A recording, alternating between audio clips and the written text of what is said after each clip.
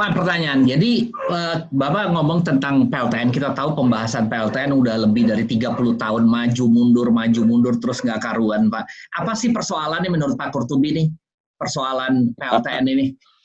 Pertama, ya, Ya. dengan adanya musibah PLTN Chernobyl, Ya. dilanjutkan dengan musibah PLTN Fukushima tahun 2011, ya. Narasi yang hidup, yang didengung-dengungkan itu, pembangkit listrik tenaga nuklir ini berbahaya. Ya. Bisa menimbulkan musibah besar. Ya. Ya, seperti itu. Lalu bangsa Indonesia katanya tidak disiplin. Ya. Dan di Indonesia negara yang banyak gempanya. Negara yang terletak di Ring of Fire di Samudra Pasifik ini. Ya. Itu yang dihembus-hembuskan. Sehingga timbul ketakutan. Sebenarnya pemerintah sudah merencanakan membangun itu ya sebelum musibah PLTN Fukushima dari Jepang itu ya.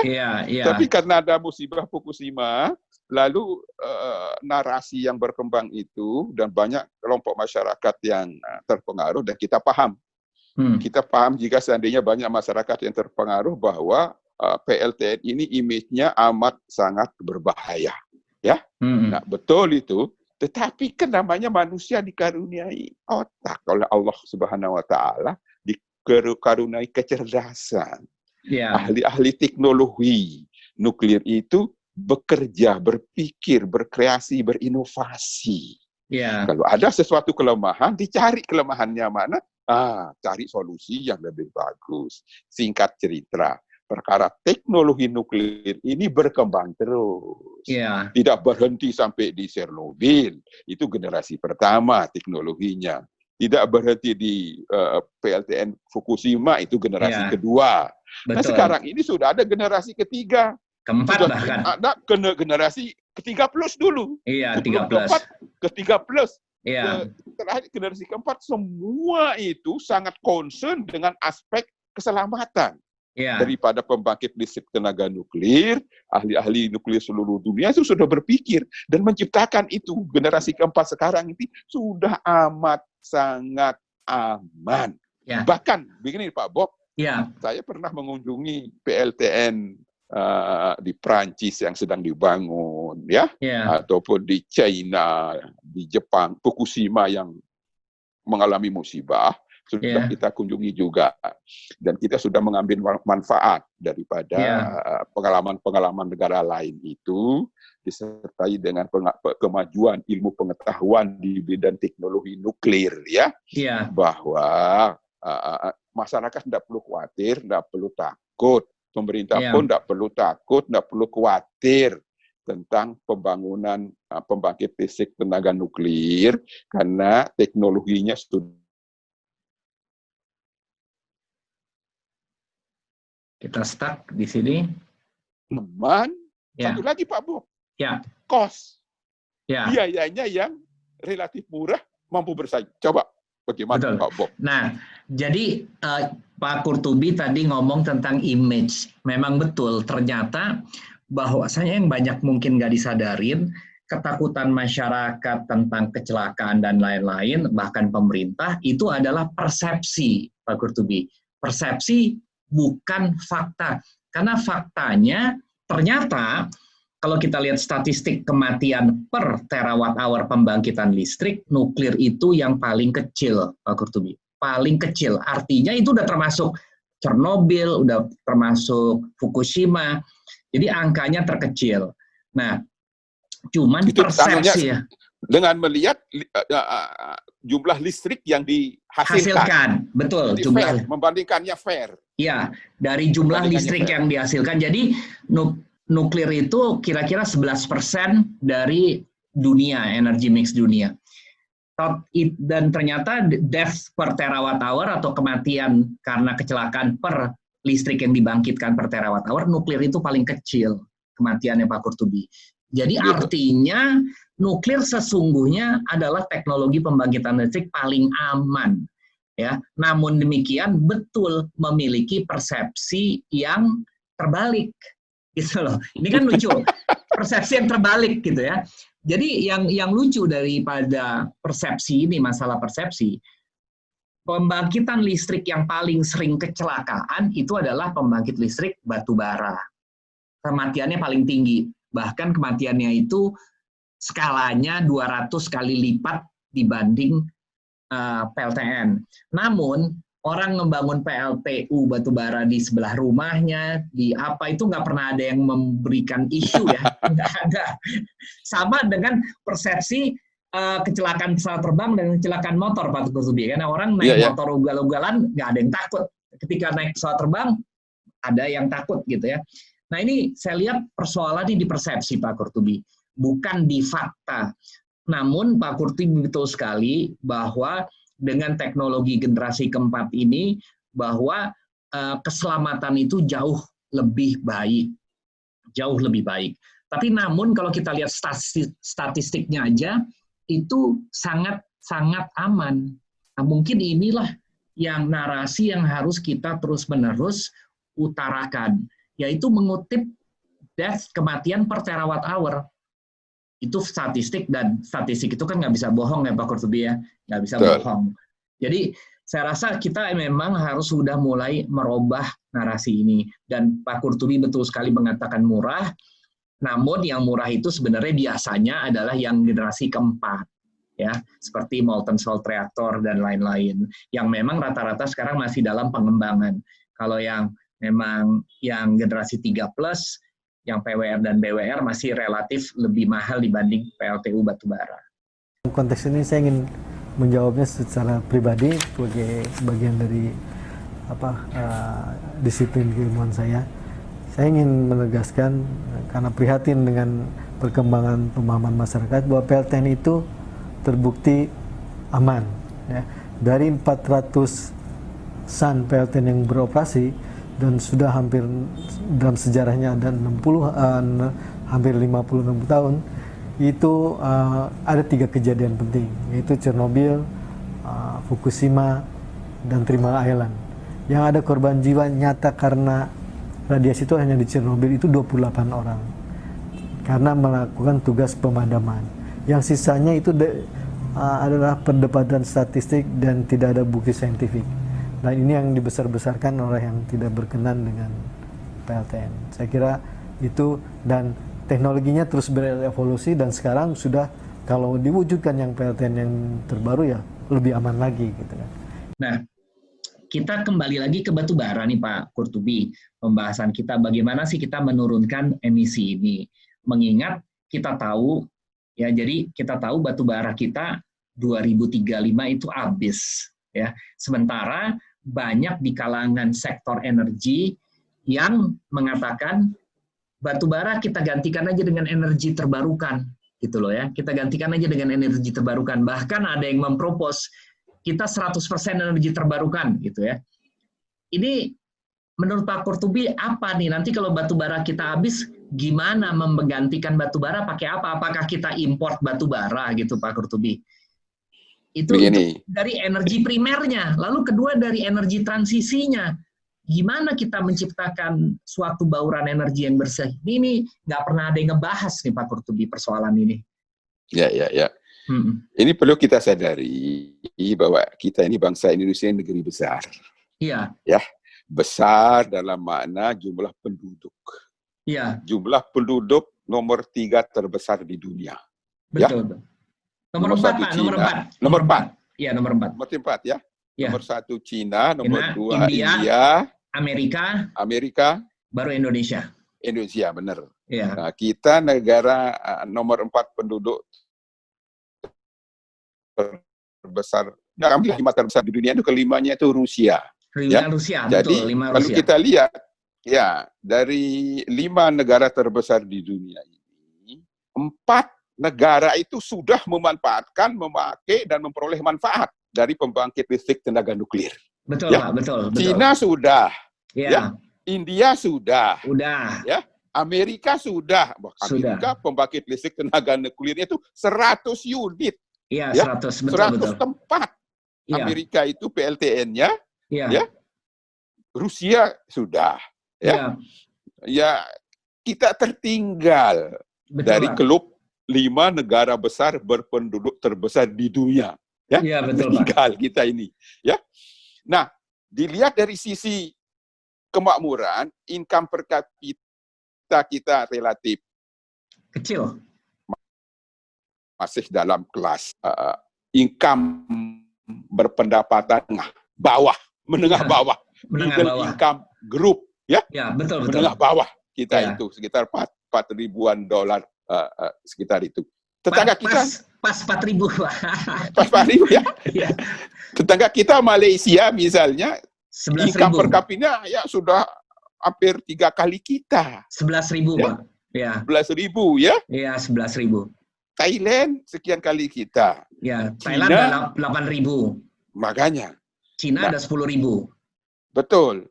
Ya. Nah, PLTN yang memberikan opsi kepada kita untuk bisa mempercepat pertumbuhan ekonomi ini, ya sampai sekarang belum juga bisa dibangun, masih terlalu berat menggunakan energi fosil yang namanya batu bara. Tadi diutarakan, batu bara suatu saat juga akan habis. Katakan misalnya ditemukan lagi batu bara lagi, tapi tetap saja batu bara ini menghasilkan emisi kotor, ya, emisi karbon dan polutan dan seterusnya. Kita tidak inginlah anak cucu kita itu menghirup udara yang bersih sehingga life expectancy, harapan hidupnya itu menjadi lebih pendek karena rawan penyakit, begitu ya. Nah, tentunya kita tidak mau seperti itu, sehingga pengusaha batu bara, penambang batu bara tidak usah khawatir. Kalaupun suatu saat pemerintah atau kita tidak lagi membangun PLTU bara, misalnya, batu bara bisa diolah menjadi bahan baku petrokimia. Iya, betul. Bisa dibikin gas, bisa dibikin cair, dan seterusnya, begitu loh. Betul. Sehingga dalam konteks ini, para penambang batu bara tidak usah terlalu takut, ya, kehadiran pembangkit listrik tenaga nuklir di tanah air ini.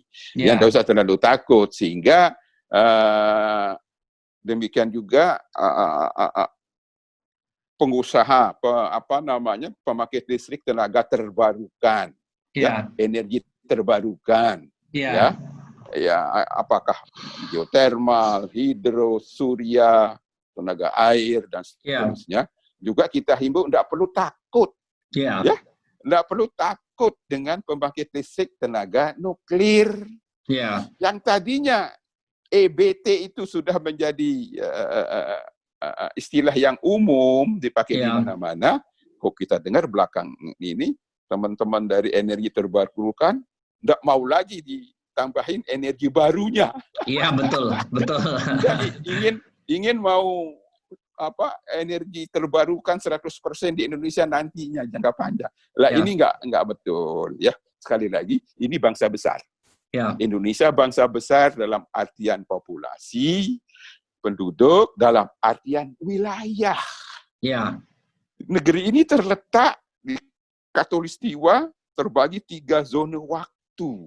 Sama dengan Eropa, sama dengan Amerika. Ini besarnya, luasnya negeri ini mirip Amerika, mirip Eropa.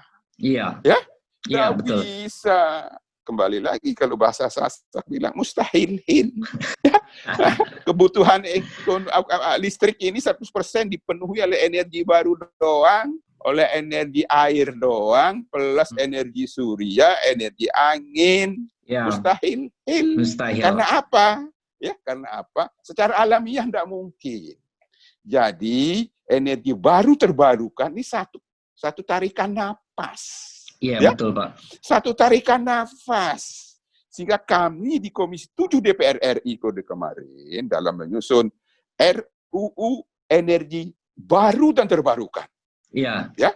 Sementara dari sejawat di DPD, Dewan Perwakilan Daerah DPD, mereka membuat konsep RUU energi baru doang. Terbarukan, Pak, maksudnya. Energi terbarukan, renewable doang, tidak ada energi barunya. Betul. Keliru. Sahabat-sahabat kita, baik yang di DPD maupun sahabat-sahabat kita yang bergerak di bisnis pembangunan pembangkit listrik tenaga hidro, tenaga surya, tenaga bayu, tenaga apalagi itu, yang lain-lain ini, tidak usah takut dengan gambaran pembangkit listrik tenaga nuklir. Sehingga saya, fraksi Nasdem di Komisi 7 waktu itu meminta dalam RUU energi baru terbarukan itu ada pasal khusus yang menyebutkan bahwa yang disebut dengan energi baru itu antara lain energi nuklir. Ya, betul, Pak. Sehingga ini juga harus dibangun, ada payung hukumnya di Republik Indonesia ini. Jadi banyak hambatan, banyak pihak yang salah persepsi, yang termakan oleh provokasi-provokasi yang tidak suka dengan pembangkit listrik tenaga nuklir, yang ada agenda di balik itu ingin agar bangsa kita tidak bisa menjadi negara maju, ingin negara ini terperangkap dalam negara middle income trap, sampai 100 tahun tidak bisa menjadi negara maju, mubeng-mubeng menjadi negara kelas menengah doang. Ya, ini salah. Tidak bisa kita menjadi negara maju untuk negara sebesar Indonesia ini, negara dengan penduduk sebesar Indonesia menjadi negara maju, lalu listriknya hanya energi terbarukan saja. Yang namanya energi terbarukan, ini sebagian besar sifatnya intermittent. Ini rakyat biar tahu, ini secara alamiah, tidak bisa tenaga surya itu menghasilkan setrum 24 jam. Siang hari bisa menghasilkan setrum, tapi pas mendung, pas hujan, setrum tidak bisa. Karena sumbernya tenaga surya. Ini namanya intermittent. Di malam hari tenaga surya, listrik tenaga surya itu momot mecu. Diem, tidak bisa menghasilkan listrik. Dan pembangkit listrik tenaga bayu, tenaga angin juga intermittent. Dia hanya menghasilkan listrik pada saat angin berhembus. Sehingga baling-baling kipasnya muter. Kalau baling-balingnya tidak muter, listriknya tidak bisa dihasilkan. Ya? Betul. Ini namanya intermittent. Ya, tidak bisa dipaksa pembangkit listrik tenaga bayu ini untuk menghasilkan listrik 24 jam. Bisa dipakai 24 jam. Listrik yang dihasilkan waktu dia dihasilkan listrik, waktu menghasilkan listrik, listriknya disimpan di aki. Di baterai. Nah, tapi kalau untuk menghidupkan industri yang begitu besar, membutuhkan listrik yang begitu besar, ya berapa ribu kilometer baterai. Betul Pak. Ini yang kadang-kadang kilometer baterai yang dibutuhkan untuk nyimpen setrum dari pembangkit listrik tenaga terbarukan, baik PLT, tenaga surya, tenaga angin, tenaga air, untuk bisa dipakai menghidupi industri yang kerja 24 jam. Jadi tidak bisa 100% listrik kita nantinya didesain, diarahkan, dipaksakan untuk dipenuhi oleh energi terbarukan saja. Ini keliru, menjerumuskan itu. Ya, jadi kembali saya ulang, himbauan saudara kita, sejawat kita yang kebetulan ada bisnis di bidang pembangunan, pengadaan alat-alat energi terbarukan, tidak usah takut dengan datang atau akan hadirnya pembangkit listrik tenaga nuklir di tanah air, karena kita butuh listrik yang begitu besar. Tambahan listrik setiap tahun dibutuhkan harus besar, harus tinggi, yang tidak bisa dipenuhi oleh pembangkit listrik tenaga terbarukan yang bersifat intermittent. Mungkin tenaga surya cocok untuk rumah tangga perkantoran yang kerja siang hari saja. Nah, ini kesadaran ini juga dialami oleh Saudi Arabia, oleh United Arab Emirat. Kalau bicara tenaga surya, Saudi itu punya padang pasir yang begitu luas. Kita bangun listrik tenaga surya yang luar biasa kapasitasnya. Tapi disadari di siang hari, ora iso. Tidak bisa menghasilkan listrik. Tenaga angin, kalau anginnya hilang, kipasnya itu momot mecu. Kalau orang Sasak bilang momot mecu itu diem 1000 bahasa. Jadi kipasnya tidak bisa bergerak kalau ada angin. Ini tidak bisa dipaksakan. Jadi sudahlah, untuk kepentingan bangsa kita, kepentingan kita semua. anak cucu kita semua. Iya, betul, Perlu Pak. kehadiran pembangkit listrik tenaga nuklir di negara sebesar Indonesia ini. Kita ingin menjadi bangsa makmur. Tidak boleh bangsa ini dibiarkan tertinggal dibanding dengan bangsa-bangsa lainnya yang sudah maju di dunia ini. Ada satu fakta lagi, Pak, saya mau introduce. Tadi saya bicara tentang death per terawatt hour, yaitu kalau kita bicara emisi, tentunya sekarang kan kalau kita bicara emisi selalu orang bicara berapa persen daripada energi terbarukan. Nah, padahal indikator yang lebih objektif adalah berapa gram CO2 di dalam 1 kilowatt hour, yang disebut namanya carbon intensity, Pak.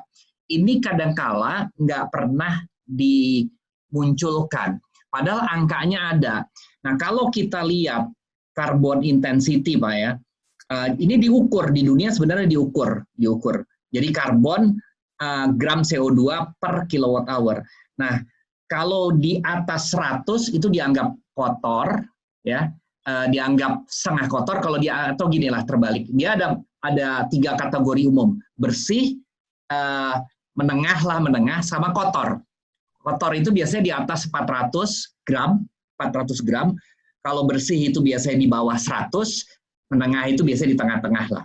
Nah, kalau kita lihat negara-negara yang di bawah 100, Pak, yang paling terbersih dari gram CO2, terbersih ya, skalanya itu 50 sampai 60, 70, di bawah 100, itu cuma ada 2 negara, Pak. Yaitu, oh ya? Ya, 2 negara, yaitu Prancis dan Swedia. Prancis 75% itu pakai nuklir, Swedia 50% pakai nuklir, selebihnya hydro. Nah, negara yang selalu merasa menjadi unggulan sebagai climate change yaitu Jerman, Pak, yang mungkin nuklirnya bahkan ditutup-tutup, bauran energi terbarukannya sampai 40% ya, 40%. Itu ternyata karbon intensitasnya itu di level 400, Pak. 400 gram. Tinggi sekali. Jadi Bapak bisa bayangkan, bandingkan dengan Prancis yang 50 gram, Jerman yang katanya sebagai champion dari climate change itu di 400. Jadi ini sebenarnya indikator yang paling objektif. Bahwasanya kalau kita memang menginginkan penurunan emisi, nggak ada cara lain, kita pilihannya 2, yaitu PLTN dan hydro. Ya, problemnya kalau Bapak tahu kan hydro tentunya nggak bisa mendekati demand ya, nggak bisa dibangun di setiap lokasi. Jadi idenya adalah 2 hal ini, hydro dan PLTN, harus menjadi bauran terbesar sebenarnya kalau kita ingin emisi kita itu rendah. Jadi sebenarnya fakta dan datanya udah ada, Pak Qurtubi, fakta dan datanya. Cuman kadang orang nggak pernah mencoba melihat fakta dan data ini. Akhirnya hanya melihat contoh dari Jerman dan negara-negara Eropa lainnya yang memang lebih cenderung untuk resisten terhadap nuklir ini, gitu ya. Jadi faktanya begitu, Pak Qurtubi. Jadi kita mengharap sekali lagi bahwa energi mix bangsa kita ini harus dari tahun ke tahun harus tambah bagus. Betul, Pak. Mengurangi peran energi fosil, mendorong peran energi baru terbarukan. Betul. Jadi bukan hanya mendorong energi terbarukan, energi baru juga perlu kalau kita ingin menjadi negara maju. Ya? Karena sifat daripada pembangkit listrik tenaga nuklir ini menghasilkan listrik stabil dengan reliability yang tinggi selama 24 jam, betul. 365 hari dalam 1 tahun, ya, tidak akan terganggu oleh bahan bakar. Sebab sekali isi bahan bakar dia setahun cuma beberapa kali, beda dan PLTU batu bara, ya. Batu baranya harus diangkut setiap minggu, setiap bulan dari sumbernya yang jaraknya jauh, ya. Ongkosnya tinggi dan risiko macam-macam. Nah, kalau pembangkit listrik tenaga nuklir ini pengisian bahan bakunya lama begitu. Lama, betul. Jadi ini perlu diedukasikan ke masyarakat bahwa pembangkit listrik tenaga nuklir ini bukannya mengada-ada, tapi memang faktanya dia sangat-sangat aman, ya, dengan data-data statistik yang ada, nggak perlu betul. takut. Nggak perlu, Pak. Dengan teknologinya sekarang lebih aman lagi. Demikian juga pengelolaan limbahnya. Iya, Nah, betul. limbahnya juga yang sering dikritisi sebagai sangat berbahaya. Nah, kalau bahan bakunya thorium, limbahnya tidak ada masalah. Betul. Yang ada masalah limbah itu kalau bahan baku uranium, itu pun sekarang bisa menjadi plutonium yang bisa menjadi bahan baku lagi. Iya, betul. Ya? Jadi semacam renewable walaupun butuh waktu. Ya. Jadi tidak bisa kita tuduh pembangkit listrik tenaga nuklir ini amat sangat berbahaya, membahayakan keselamatan manusia, ya. Lalu seumur-umur kita tidak pernah melangkah maju, hanya jalan tetap di tempat. Sejak tahun 50-an bongkar rumah cita-citakan sampai hari ini tidak pernah ada. Nah, ini perlu kita luruskan bersama untuk kepentingan kita semua. Kita membutuhkan PLTN ini bukan mengada-ada, tapi kepentingan kita semua. Iya, itu. Nah, sekarang terakhir, Pak. Jadi kadang-kadang orang suka lupa, Pak, energi primer, gitu ya. Batu bara dan gas dan minyak itu kan energi primer, termasuk hidro. Kita tahu energi primer khususnya batu bara ini merosot, sehingga kita harus sudah mulai memikirkan penggantinya. Nah, kadangkala kalau kita menggantikan sesuatu, harusnya dengan kriteria yang sama dong, Pak ya. Kriteria kemampuan, keekonomian sama. Jadi kalau kita secara objektif aja, kita lihat apa sih kriterianya batu bara. Nah, batu bara ini ada dua aspek saya lihat, yang dimana dia secara alami akan berhenti dipakai. Pertama adalah dari tekanan dunia. Bahkan tekanan dunia sekarang, Pak, sudah memaksa bank-bank berasal dari Eropa, Jepang, dan Amerika tidak mau lagi membiayai PLTU batubara. Jadi secara alami aja udah sulit pembiayaan batubara gitu ya saat ini. Yang masih mau itu adalah bank-bank Cina, Korea gitu ya.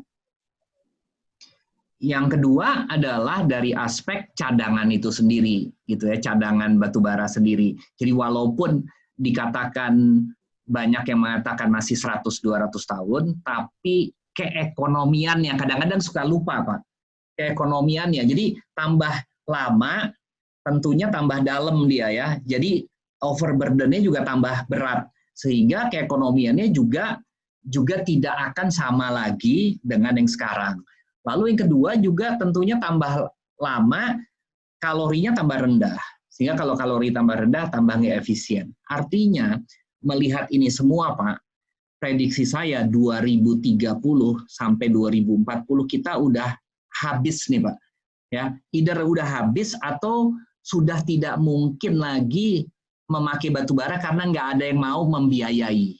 Nah, persoalannya kita belum pernah membahas penggantinya.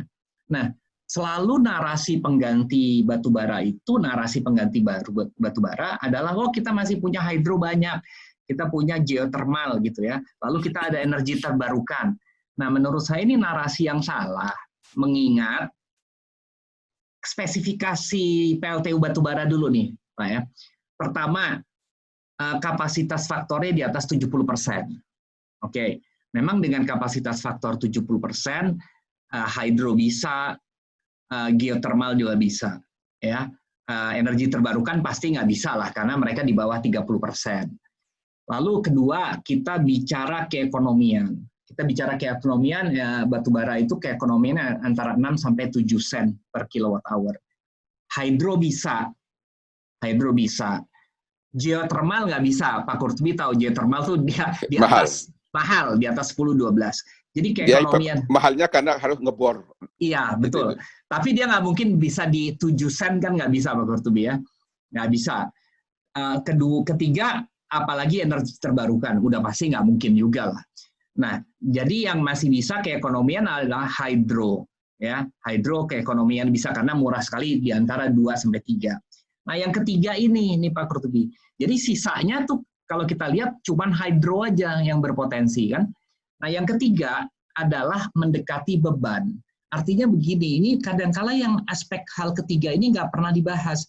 Artinya PLTU itu atau pembangkit listrik kan sebaiknya mendekati beban, Pak. Karena kalau tambah jauh, maka biaya transmisi, biaya losses di dalam transmisi. Kalau batu bara kan bisa dibangun di mana aja, Pak Kurtubi ya. Nah, sehingga dari aspek ini, PLTA itu nggak akan masuk. Karena kita nggak bisa bangun PLTA di mana aja kita mau kan, Pak ya. Kita nggak bisa harus ada sungainya. Harus ada sungainya, harus ada dibangun bendungannya.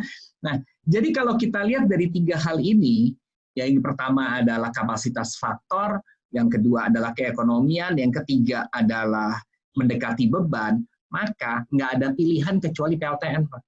PLTN itu kapasitas faktor 90%. Keekonomiannya kalau yang PWR, BWR memang nggak masuk, tetapi kalau yang MSR generasi keempat itu bisa masuk angkanya di 6-7 sen. Dilihat dari segi cost-nya ya, bisa masuk. Yang ketiga mendekati beban juga bisa. Kita tahu PLTN bisa dibangun di mana aja, Pak Kurtubi. Jadi mungkin narasi bahwasanya energi primer pengganti batu bara itu, jadi narasi tentang PLTN selama ini kan bicaranya lebih kepada energi terbarukan, artinya kepada EBT, bauran EBT 23%, 31% pemenuhan EBT. Namun opsi narasi menempatkan PLTN sebagai pengganti batubara ketika nanti batubara habis atau memang nggak bisa dipakai lagi, ini nggak pernah dibahas gitu Pak Kurtubi. Nah, bagaimana menurut Pak Kurtubi ini? Nah, mestinya kita kembali ke kebijakan energi nasional, ya yang harus direvisi. Direvisi ya. Masalahnya KEN atau kebijakan energi nasional kita ini masih menempatkan pembangkit listrik tenaga nuklir sebagai opsi terakhir. Iya. Hingga dengan kebijakan seperti ini, tidak pernah ada diskusi yang terbuka, yang fair untuk berbicara tentang PLTN ini, ya sebagai bagian dari sistem energi nasional, belum. Jadi, mestinya ya, KEN ini harus kita sempurnakan. Ini KEN ini dibikin oleh Dewan Energi Nasional. Betul. Ya, mestinya harus berpikir lapang, berpikir fair, tidak memakai baju kepentingan bisnis tertentu, tapi melulu kepentingan bangsa dan negara. Betul. Jadi kebijakan energi nasional harus direvisi dengan menghapus anak kalimat yang berbunyi PLTN sebagai opsi terakhir. Iya, nah, ini ketentuan ini muncul pada akhir-akhir pemerintahan periode presiden SBY sebelumnya, ya. Lalu pada awal-awal pemerintahan presiden sekarang ini pada periode pertama, ya. Nah, itu hambatan, ya. Nah, ini PR untuk anggota-anggota dewan, DPR RI, pemerintah, ya, dan para akademisi, ya, para pengamat yang punya pandangan jauh ke depan untuk kepentingan kemakmuran bangsa kita, untuk bisa memberikan informasi, memberikan dukungan agar kebijakan energi nasional ini harus lebih objektif, lebih terbuka, tidak diskriminatif, ya, tidak bias, melihat pembangkit listrik tenaga nuklir ini. Ya, saya yakin pada saatnya pemerintah maupun anggota dewan yang terhormat akan menyadari ini, dan menurut informasi yang saya terima mereka sudah pada menerima ya kehadiran pembangkit listrik tenaga nuklir ini. Tinggal pemerintah kita harapkan untuk bisa segera memperbaiki kebijakan energi nasional kita ini sehingga tidak menjadi penghambat di dalam rangka memenuhi kebutuhan listrik nasional kita, terutama nanti di dalam Omnibus Law ini kita dengar juga ada klaster energi, ada klaster tenaga nukliran dan seterusnya. Kita himbau agar pasal-pasal di atas itu pasal-pasal yang ada tentang ketenaga nukliran di Omnibus Law ini bisa membuka peluang, membuka kesempatan untuk anak bangsa ini berinovasi untuk kepentingan bangsa sendiri, membuka lebar-lebar arus investasi dari manapun datangnya dengan sistem pengawasan yang sudah baku, sistem keamanan yang baku baik dari Batan, ya. Ada standar-standar dari Bapeten, begitu, lembaga pengawas nuklir nasional kita. Kita perkuat begitu, sehingga ada payung hukum yang memberikan jaminan akan lahirnya pembangkit listrik tenaga nuklir di tanah air, tidak hanya bangun pembangkitnya, tetapi industri ikutannya, industri pendukungnya. Ya, betul, Pak. Industri pendukung dari PLTN ini besar, banyak. Ini membuka tumbuhnya sektor-sektor baru dalam perekonomian nasional. Jadi struktur perekonomian nasional kita ini bisa lebih kaya, bisa lebih lebar, ya. Jadi investasi untuk pembangunan pembangkit listrik tenaga nuklir ini bisa masuk, ya. Tidak bisa uangnya saja, tentu ada teknologi masuk, sistemnya masuk, unit bisnisnya masuk, membuka peluang industri penunjang akan jalan. Dan ini kan menghidupkan ekonomi. Betul, Pak, betul. Jadi dua arah tercapai.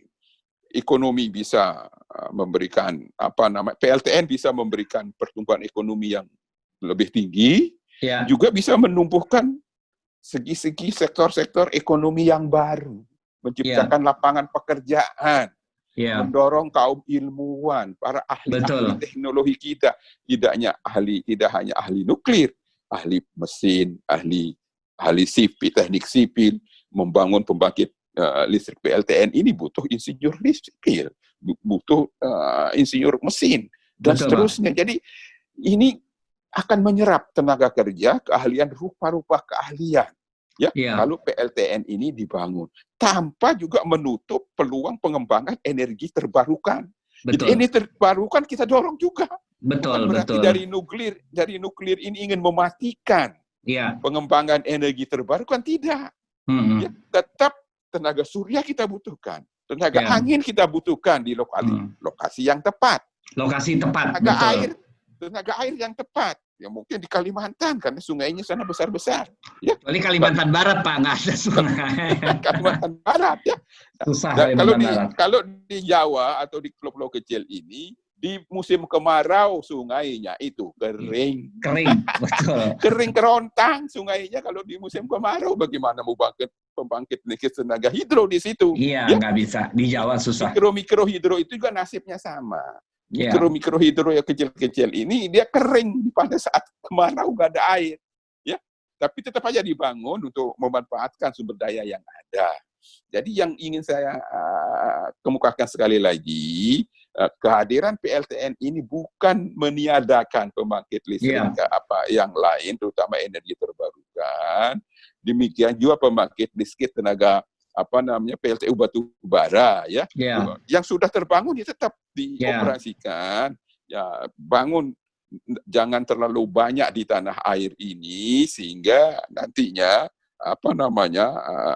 dalam energi mix itu tidak lagi 60-70% sekarang ini. Di Jawa ini sekarang dengan penduduk terbesar itu mungkin 65% pembangkit listrik tenaga batu bara. Di sepanjang pantai utara, pantai selatan itu penuh dengan PLTU batu bara. Jadi kemanapun angin bertiup, Pulau Jawa ini kena emisi daripada PLTU batu bara. Nggak kelihatan, dong, itu di atas. Beda dengan knalpot mobil, energi fosil dari BBM yang dipakai di jalanan keluar, kelihatan. Di jalan raya itu emisinya, ya. Iya, betul. Asapnya kelihatan.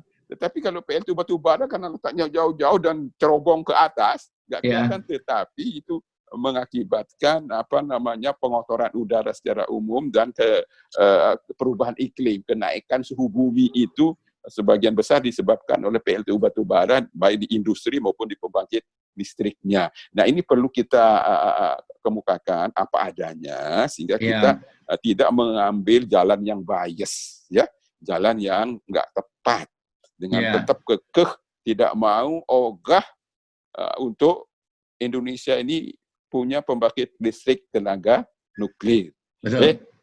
Saudara-saudara sekalian, sahabat sekalian, bro semua yang kita cintai, sebangsa dan setanah air, PLTN kita butuhkan.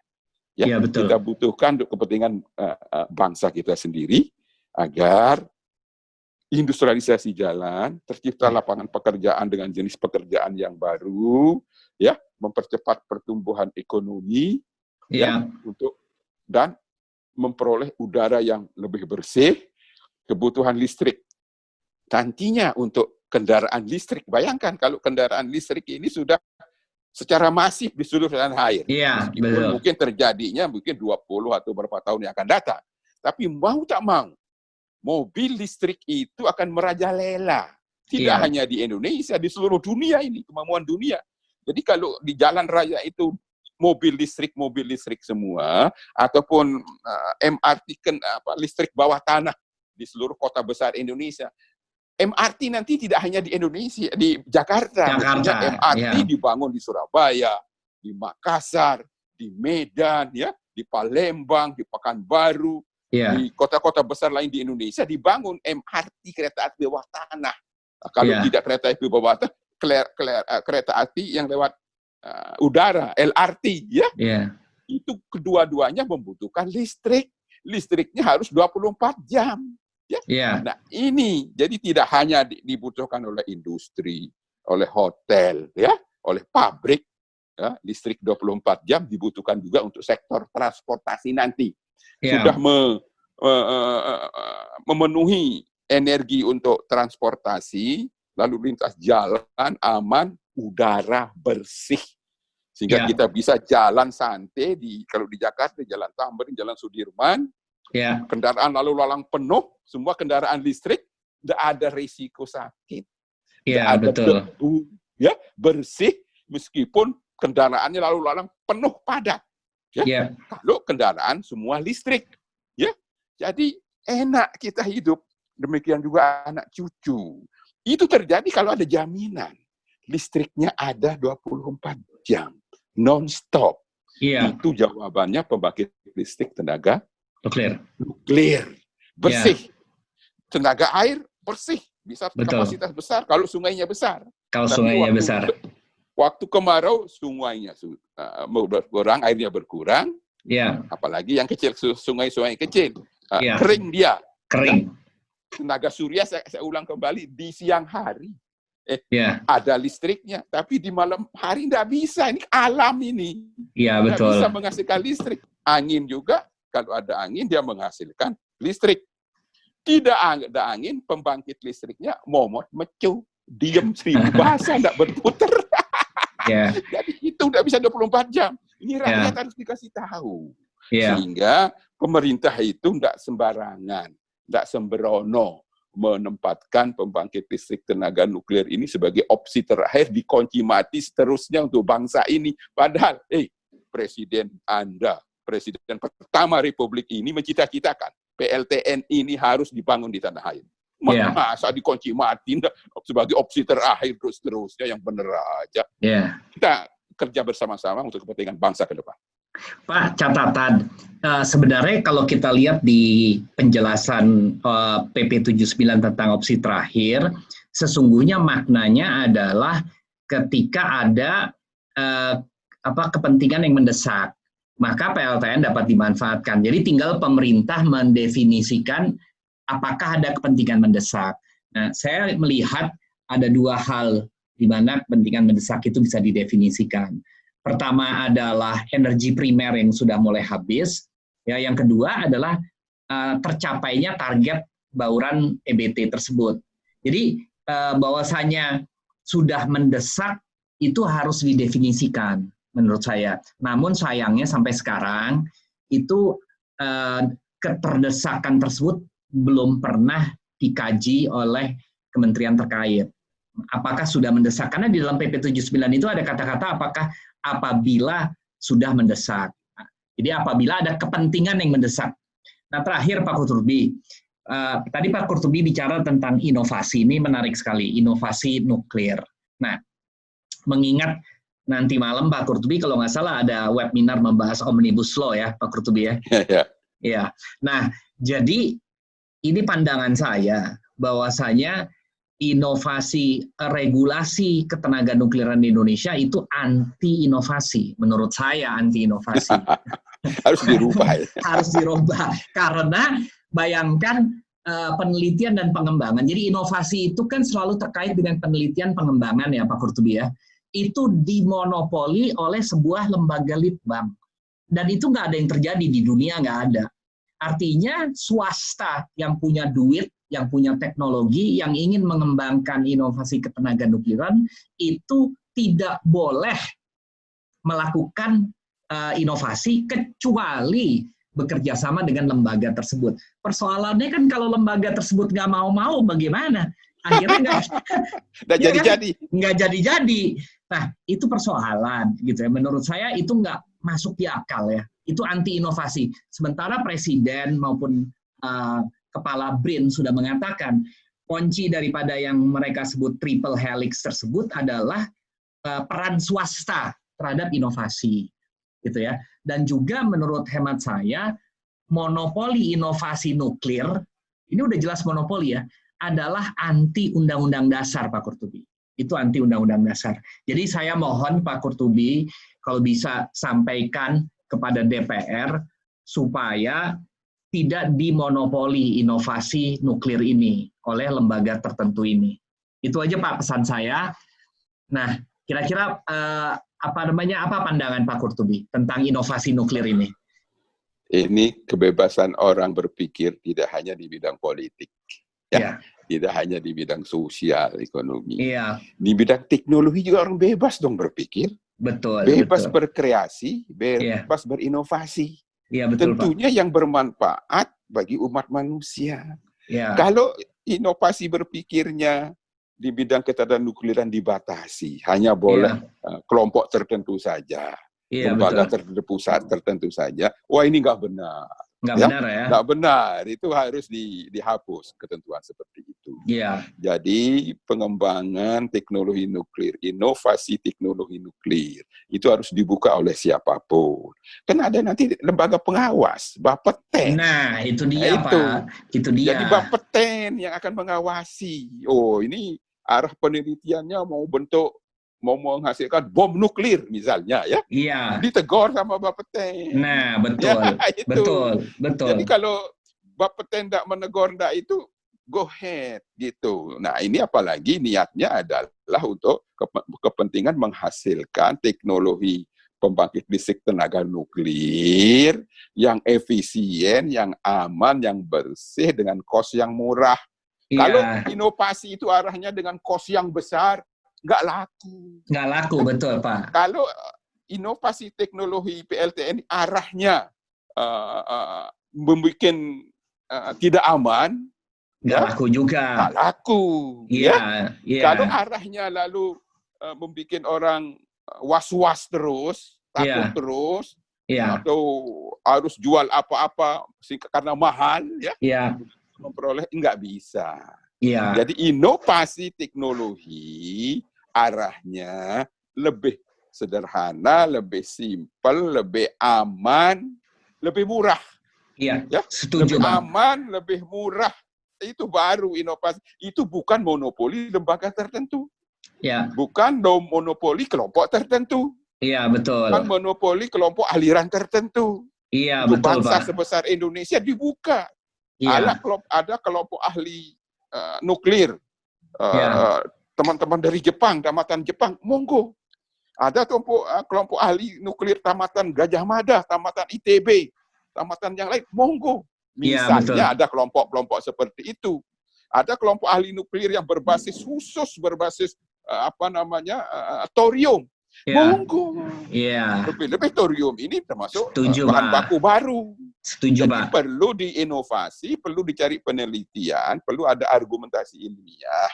Ya, thorium ini perlu ada prototipenya. Betul. Diuji cobakan. Betul, setuju. Ini jangan dimonopoli, diberikan kepada ahli-ahli kita untuk bisa ikut ambil bagian. Ya, kalau bicara biaya, ini ada biaya. Iya, betul, betul. Kalau ada orang yang mau membiayai, alhamdulillah. Iya, betul. Ada orang pihak yang mau membiayai penelitian untuk meneliti teknologi PLTN, tentu dalam skala kecil, ya.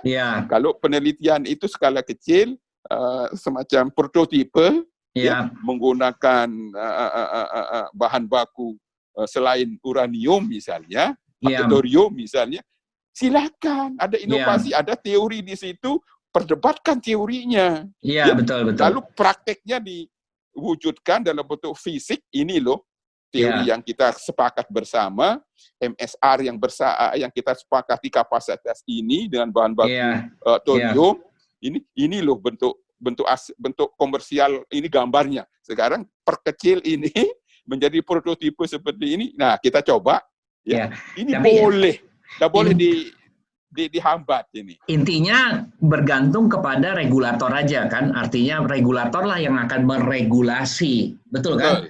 Nah, ini menjadi suatu persoalan lagi di RUU EBT, Pak Qurtubi, di sektor nuklirnya.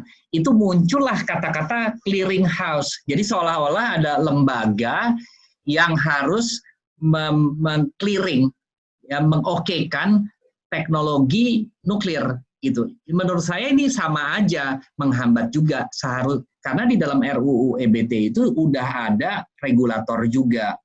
Sementara udah ada regulator, lalu dimunculin nih ide lembaga lainnya yang berhak melakukan clearing. Jadi dengan kata lain, PLTN yang akan dibangun ini harus melalui clearing lembaga ini. Itu juga sama juga menghambat juga. Dan itu anti inovasi juga kalau masih ada kata-kata clearing itu. Karena di dunia nggak ada kata-kata clearing, Pak Qurtubi. Kan ada lembaga pengawas. Ada lembaga pengawas. Itu, udah ada lembaga pengawas. Jadi itu aja pesan saya. Itu namanya membuat ribet, sistem yang bikin ribet ini. Yang harus justru omnibus law itu arahnya. Sistem ribet disederhanakan. Betul, Pak. Sistem yang ribet disederhanakan sehingga inovasi, investasi bisa masuk. Betul, Pak. Terima kasih, Pak. Ini udah hampir 1,5 jam, luar biasa sekali diskusinya. Nggak terasa. Ini diskusinya kita panjang lebar.